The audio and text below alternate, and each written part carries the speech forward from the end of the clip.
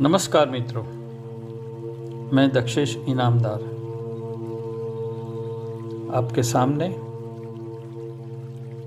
पंचतत्व और अगम्य शक्तियाँ के बारे में बात करने के लिए हाजिर हुआ हूँ। हमने अध्याय 5 में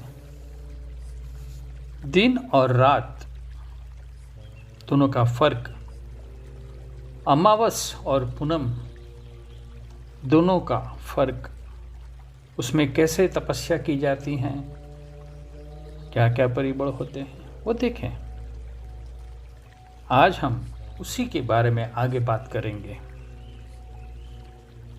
पहले हमारे परमात्मा और गुरु वंदना कर लेते हैं।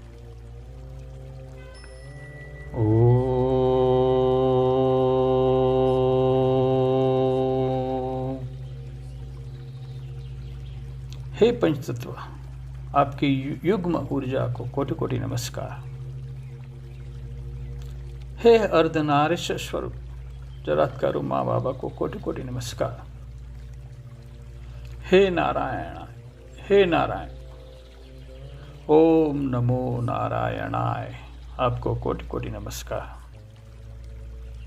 हे माँ सरस्वती, हे माँ मेरी कुल देवी हर सिद्धि माँ, आपको कोटि कोटि नमस्कार। हमें ज्ञान और पात्रता संपूर्ण देना, आपको ही समर्पित हैं, आपसे ही सुरक्षित हैं। आज के विषय में आगे बात करते हैं। अध्याय 5 में देखा था कि अमावस्या की जो रात है, वहाँ श्मशान में तांत्रिक लोग, कुछ नदी के किनारे भी सब क्रियाएं करते हैं, तंत्र मंत्र की साधना करते हैं। पूनम की रात को सिद्ध योगी लोग पहाड़ों में, जंगलों में, अपने आश्रमों में, खुले मैदान में, जहाँ शांति है और पूर्ण कद चंद्रमा का दर्शन होता है, पूरा तेज अपने शरीर पे होता है, ऐसी जगह चुनकर वह समाधि लगाते हैं, तपस्या करते हैं और ईश्वर से हाथ फैलाकर मांगते हैं। पूनम के दिन सच्चे दिल से आप प्रार्थना करो, हाथ फैलाओ, कर करो ईश्वर को, सब मिलता है, सब मिलता है। पात्रता के अनुसार सब मिलता है, और जो चीज चाहिए उसकी पात्रता पहले आप में होनी चाहिए। जैसे ही पात्रता पूर्ण हुई, आपको वो फल मिल जाता है, इसमें कोई शंका नहीं है। पात्रता तो खुद बनानी पड़ती है ना, बाद में मिलेगा आशीर्वाद। आशीर्वाद तो मिल जाता है, लेकिन भोग वटो, उनकी प्राप्ति, उनका सुख पात्रता के बाद ही मिलता है। रात्रि के प्रहर से ब्रह्म मुहूर्त तक अलग साधना होती है। ब्रह्म मुहूर्त से सूर्य उदय, उनके बीच का जो समय है, उसमें पॉजिटिव हकारात्मक ऊर्जाएं बहुत सक्रिय होती है, बहुत। अब जो भी साधना करोगे ईश्वर के सामने बैठकर, या तो एकांत में योग करोगे, प्रार्थना करोगे, भक्ति करोगे, साधना करोगे, ध्यान धरोगे, कुछ भी करोगे, आप सीधे कुदरत से कनेक्ट हो जाओगे, आपका सीधा संपर्क हो जाएगा, सीधा संपर्क हो जाएगा। पात्रता के अनुसार उनका फल भी मिल जाता है।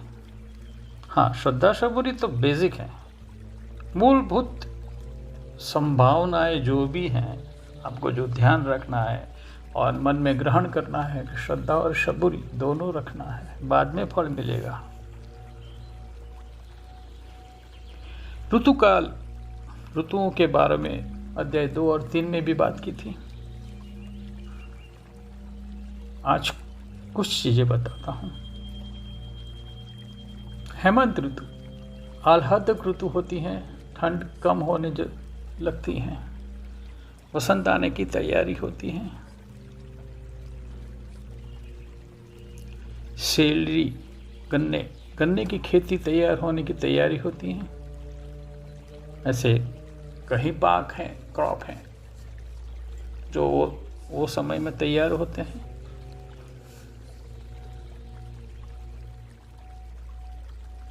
हेमंत आह्लादक, उससे भी ज़्यादा ठंड कम हो जाएगी, थोड़ी थोड़ी गर्मी शुरू होगी, लेकिन आह्लादक वातावरण। वसंत, ऋतुओं की रानी वसंत। मन प्रसन्न रहता है, ऊर्जाएं काम करती हैं, उत्तेजनाएं काम करती हैं। वो प्रकृति के असर है, ये कोई विकृति नहीं है, कुदरत के असर है, प्रकृति के असर है। फिर ग्रीष्म, बस गर्म सा वातावरण, गर्मी गर्मी, पेड़ पौधे प्राणी मानवी सब परेशान हो जाते हैं, धरती सूख जाती है। वहां तक कि कभी कभी अकाल पड़ जाता है। कठिन समय होता है, कसौटी का समय होता है। बाद में बारिश, वर्षा ऋतु, कितनी धीरज सबूरी रखी होगी, बाद में वो बारिश का फल मिलता है, ठंडक हो जाती है, सब पानी पानी, नदी तालाब सरोवर सब पानी से भर जाते हैं। कुओं में पानी आ जाता है, जमीन में पानी का स्तर बढ़ जाता है, लोगों में खुशी आनंद आ जाता है।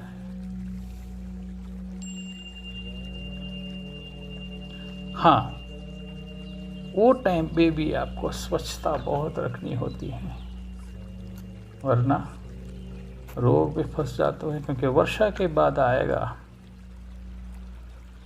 शरद। हमारे शास्त्रों में कहा जाता है शतम जीवम शरद। अगर आप शरद ऋतु में अच्छी तरह, अच्छी तंदुरुस्ती के साथ आपने वो समय निकाल लिया, बस बहुत हो गया। फिर शिशिर, थोड़ा कठिन समय होता है ये भी, लेकिन ठंड होती है, ज़्यादातर खाने पीने की मजा होती है।